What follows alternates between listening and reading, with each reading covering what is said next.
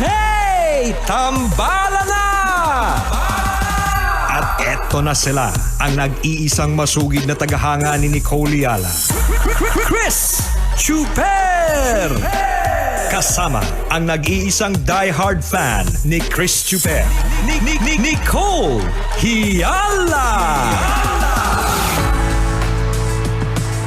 Dear Nicole and Chris. Dear Nicole and Chris. Dear Nicole and Chris. Dear Nicole and Chris. Magandang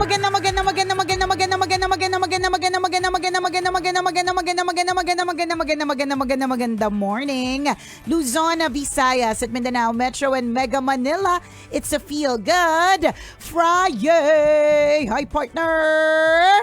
Hi partner, I am your interviewer and you are the applicant. Oh, okay.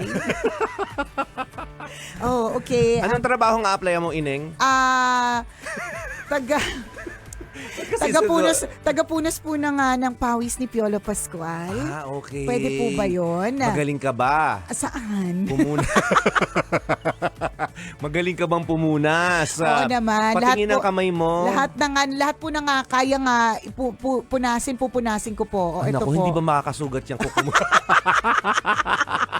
Sa puwet ni Piolo. Napakatutulis naman ng ano. Ano ba? Ano ba sabi mo? Ano ba? Bakit ba tayo naging interviewer and interviewee? Kasi naka-coat ako. Kasi ikaw bigla ka naka-jacket.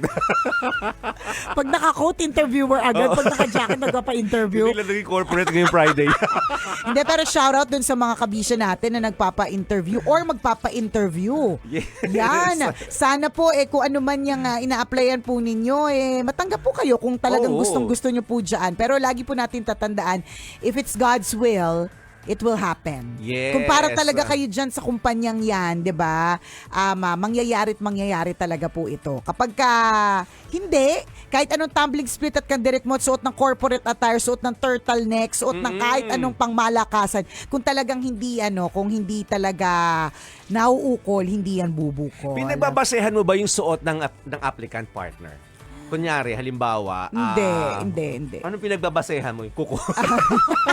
Patingin ng fingernails mo. Kapag ka may lupa sa kuko, pasok ka na, di ba? Kasi parehas tayo. Kasi mga boss, may kanya-kanya silang tinitingnan qualifications Depende sa ina-applyan. Normally, ang opening naman natin dito, which is meron, is production assistant. So kung PA, hindi naman ako mag-expect ng corporate attire. Di ba? So, hindi. Unless mapunta ako sa ibang setting, tapos iba yung ina-applyan, ganun. Magtitingin ako sa itsura kasi syempre mahalaga sa akin yun mahalaga sa akin yung look. Parang halimbawa, wag mo akong i-convince sa isang investment mo na stinart mo o kaya insurance na sinasabi mong ang daming na nakaluluwag-luwag kung hindi ko nakikita na umaasenso ka din. May gano'n, di ba? Parang hindi naman sa tayo parang judgmental or tumitingin pero sa panlabas sa pang-ano. Pero kailangan maging judgmental ka talaga. Pero totoo, di ba? Part ng pagiging mapanuri yun. Yan di ba? Kasi alam ka naman partner, sasabihin mo sa akin, mag-invest ka dito, tapos nakikita ko mahirap ka pa sa daga. Alam mo yun? Na hindi mo ako malibre. Di ba? Yung ini-encourage mo ako na mag-invest sa kung ano man na meron ka, pero nakikita ko na hindi mo mapa-upsize yung coco o kaya hindi mo nagawang gawing twister fries sa fries ko. Kasi nagtitipad ka. Correct. Mas pangit pa yung lasa. Oo, di ba? Yung ganon. Hindi ako, di ba? I-judge, medyo, sabi nga natin, ayaw natin mag-judge, pero i-judge kita. Kasi sinasabi mo talagang nakaluluwag-luwag na, naging maayos yung buhay ng mga tao. Ganon. Ba't yung buhay mo hindi mo naayos, di ba? Parang ganon. Tama yun. Hindi naman sa pagiging judgmental. Kasi part na yun ng pagkuha mo ng profile ng tao yung itsura mo pa lang Tama. Diba? Again, hindi sa kunyari, dahil may discrimination bang nang nagaganap. Hindi po. Kasi nga, hindi mo naman makukuha kaagad yung ugali ng isang tao sa unang pagkakataon. Correct. So malamang pagbabasehan mo kung ano yung makikita mo physically, kung ano yung lalabas sa bibig niya during the interview. Diba? Mga gestures niya, behavior niya, sa initial interview pa Correct. lamang or initial appearance niya. Totoo. Hindi mo agad masasabi, ano yan, talagang ano yan, magaling na ano to Oo, eh. agad-agad, Oo, di ba? until makasama mo yung tao.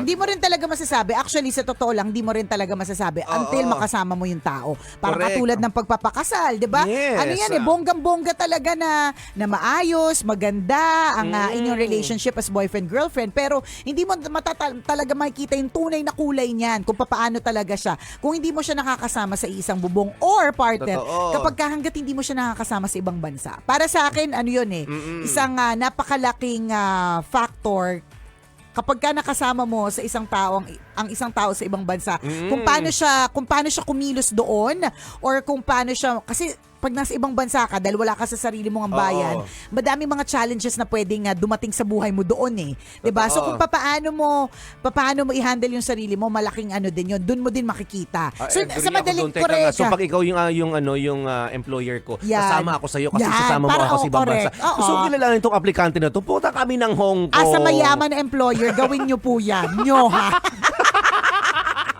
Pero maganda rin kasi yun Pero no? totoo. Hindi, pero ako partner, minsan kasi nakikita mo yung tunay na ugali ng isang tao. Yun nga, kapag ka nakasama mo na talaga siya sa isang bubong or kapag ka nasabak kayo sa isang unusual na situation, katulad nga niya yung pag-abroad. Diba? So, pero sa madaling salita, in other words po mga kabisyo, hindi mo talaga masasabi kapag ka dun sa first time, although first impressions last. Diba? Kaya mahalaga naman talaga na kapag ka nagpa-interview ka, huwag ka naman pumunta doon na may lupa ka sa kuko. Totoo naman. Na amoy maasim ka. Correct, na diba? madumi yung ngipin mo. True, diba? may nakasabit pang malunggay, may nakasabit pang lechugas. Alam mo yun?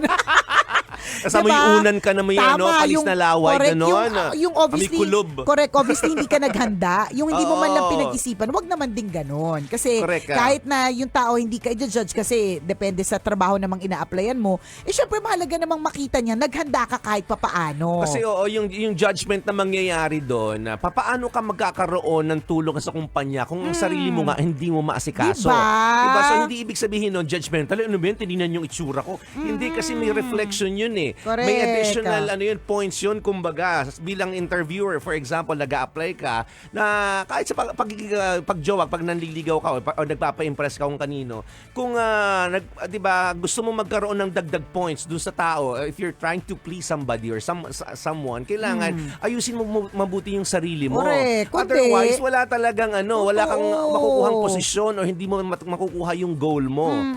Diba? So, ang judgment doon, paano makakatulong sa akin to? Diba? Sarili niya nga, hindi niya Hindi nga siya nakapag-toothbrush Correct. pagpunta dito eh. Oo. Paano pa niya maaasikasong mapaganda yung opisina Tama. ko? Diba? Anong ambag neto, di ba? Araw-araw Oo. nananampal yung hininga. Negative ang ambag neto, di ba? Ganon. So, hindi sa pagiging judgmental, pero agree ako dun sa sinabi mo. Mahalaga partner. din talaga yun. Marami mga challenges when you go out of the country. Oo, eh. totoo And doon yun. masusubok yung emosyon mo, Correct. yung Judgment, thinking oo, mo. correct. Paano mo i-handle yung sitwasyon na ito? Yes. Diba? Yung mga ganon. Doon talaga nagkakakitaan eh. Anong nakita mo sa mga nakaraang araw na pag... Naalin? Ano yung mga na-observe mo dati? Kung kasi ito yung naging hugot mo eh. Oo. Ano yung mga nakita mo na, ito nakilala ko yung tao dahil sa paglabas namin? Ako, I would say yung asawa ko partner eh. Ano nakita mo sa kanya? Doon ko Maliban sa talagang- brief niya. na Nala- pinakaalan mo na- kasi maleta eh. Correct. Kasi makikita mo rin yun eh. Oo, Paano diba? siya mag-ayos ng mga damit niya, di ba? Ay, ganito pa, balahura pala talaga siya. Oo, ganun. Hindi, Sa laula, kasi yung asawa ko ay napakagaling sa directions. Okay. Super. As in, ako talaga wale partner. As in, Oo. kailangan mga 10 beses ko muna napuntahan yung lugar na yan na na-delete yung mata ko ha. Hindi ako nagsa-cellphone. Bago ko masabing mapupuntahan ko siya, promise partner. So siya yung nag-iwan ng magandang impression sa iyo, tapos ikaw yung hindi magandang impression sa kanya. Oo, kilala naman niya ako talaga na syosyong-aksyong talaga sa directions. Huwag niya talaga akong iiwan. Oo. Talaga, dahil kung hindi. Tapos, na-challenge yun talaga, partner, nung pumunta kami sa Japan, nang kami lang. Ibig sabihin na wala kaming guide. So magbe-base lang kami sa mapa. Eh 'di ba pagka tiningnan mo yung partner yung mapa ng Japan, yung train nila iiyak ka eh.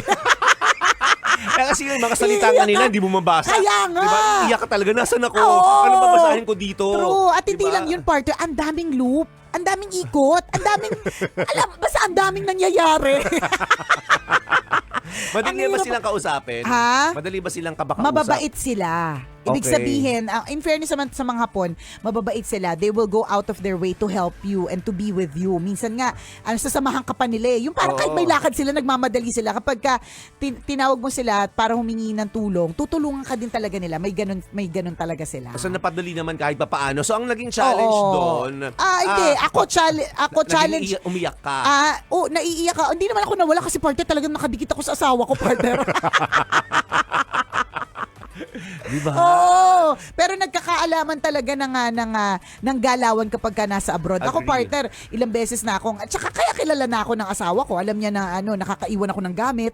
Buti na lang yung mga napupuntahan namin mga lugar, yung mga lugar na na wala masyadong kumukuha ng mga gamit. Diba? Kasi may mga ganong klaseng lugar Oo. na madaming kumukuha ng gamit. Ako, partner, isipin mo maleta ha. Naglalakad kami sa Myeongdong. So, Korea naman to, partner. Maleta, ang dala ko maleta. Hindi maletang maliit ha. Maletang malaki. Kasi nandun yung mga gamit ko. Partner, naiwan ko siya. So doon, Naiwan ko. ang dami nagkakita, matatakotin Oo. mag-isa. Yan. Naiiyak pag hindi nakakabasa. Nakakaiwan ng maleta. Ano pa? Sa totoo lang. Oo, kasi Oo. sa mga unusual na situation, doon mo talaga makikilala yung isang tao. Totoo, agree ako ganyan. doon. So babalik tayo dun sa mga nag-a-apply, 'di ba? Best foot forward muna kayo, meaning lahat ng mga pwede nyong Pa-impress. itodo, magpa-impress kayo mula sa itsura hanggang sa pananalita. Pero sa totoo lang, makikilala kayo kapag ka nakasama na talaga kayo. Agree. 'Di ba? And important din, partner, yung yung recommendation galing sa HR. Yes, So, yes. yung mga test na ginagawa nila, kasi bago ipa-interview yung isang tao, magte-test na ka muna eh. 'Di ba? Yung i-test muna bago interview. So yung resulta ng test na yon, ibibigay dun sa magi-interview. O kaya dun sa nag-hire. O ito. So kapag ka meron kayo nakita dun ng mga low, super duper low, bigyan nyo pa rin ng chance. Malay mo naman sabog sila nung nag-test sila, 'di ba? Mali mo kasi naligaw din Oo, sila. correct. Mahina nga yung IQ pag Oo, naliligaw, naiiyak. true, So naiiyak. pagdating sa exam, Tama. anong asa mo maisasagot Yan, nila diba? doon? So pwede mo, bibigyan nyo pa rin ng chance. Pero merong may factor talaga yun. Oo naman. Dati oo parang naman. parang hindi para sa akin, parang nagmamarunong pa ako sa ganyan eh. Parang tiningnan ko pero hindi ko pinaka-understand. Tapos nung na-realize ko, nung binalikan ko, ay oo nga, ang baba-baba niya nga pala sa sense of responsibility. Kaya pala nung nakasama ko siya, hindi talaga siya responsable at all. Oo. 'Di ba? May ganun. Totoo yun, kaya nga ano yun part siya ng anong tawag dito, ng onboarding ng isang empleyado. 'Di ba? Yung sa selection process kasama yung exam, hindi pwede. Totoo. Di pwedeng Kasi wali. doon mo ma-measure and kailangan mong pagbasehan talaga yan na kung mag-fit ba ito dun sa job description o job requirement Correct. ng kumpanya. Kung hindi nag-match doon sa requirement, kahit maganda naman yung sinasabi ng resume, 'di ba? Wag mong kukunin kasi hindi sila match. Totoo yan. Kasi yung resume pwedeng inimbento niya nga lang yan eh. Ang dami. Diba? Hindi mo naman, Kasi para maging correct. ka-impress yun. Unless talagang yung ang dami mong time, pwede mong tinawagan pa, Oo. nag-verify ka. At part pa rin yun Oo, part in reference correct. checking, part yun. Tama din naman yun, 'di ba? Wag din po tayo nag-iimbento kasi may madaming mga tao na may time na mag-check, cross-check. Yes. So kung sa una pa lang nagsisinungaling ka na diyan sa resume mo, ngangay ka na talaga. Lam na this. Oo, hindi ka talaga kukunin. So, Correct. naway good luck and God bless sa mga today ay nag-a-apply ng trabaho. At naway kapag kayo po ay natanggap na sa trabahong yan, kung may lalabas man na tunay na kulay, kung may kailangang i-improve sa sarili, i-improve po. Hindi naman porke ibig sabihin matatakutin ka, forever ka na matatakutin. Dapat matututo ka rin. Totoo 'Di ba? yun. Kundi mahinang nila lang. Oo. 'di ba? Nako. Good Gusto mo ba luck. nasasabihan God nun, bless. ano? Mahinang nila lang. 'Di ba? Mahinang nila lang, panis ka pala eh. Oo. Walay ka pala, panis nga ngayon, di ba? Ayaw natin ng ganon. Correct. So, Good luck. good luck ka dun sa mga nag-a-apply ng trabaho at dun naman sa mga ina-applyan, di ba? Naway makapag-judge din po kayo na maigi, di ba? Tama. Pagdasalan, di ba? Yung selection process nang makuha nyo po yung empleyadong talagang fit po para sa inyong kumpanya. Yes. Maraming salamat sa lahat ng mga kabisya natin nakatutok this Feel Good Friday. Muli ako po si Nicole Liala. At ako naman si Cambio King Chris Chuper. Na nagpapaalala, una magdasal ka para mabuhay ka, pangalawa mag-toothbrush ka para mabuhay naman iba. Yun!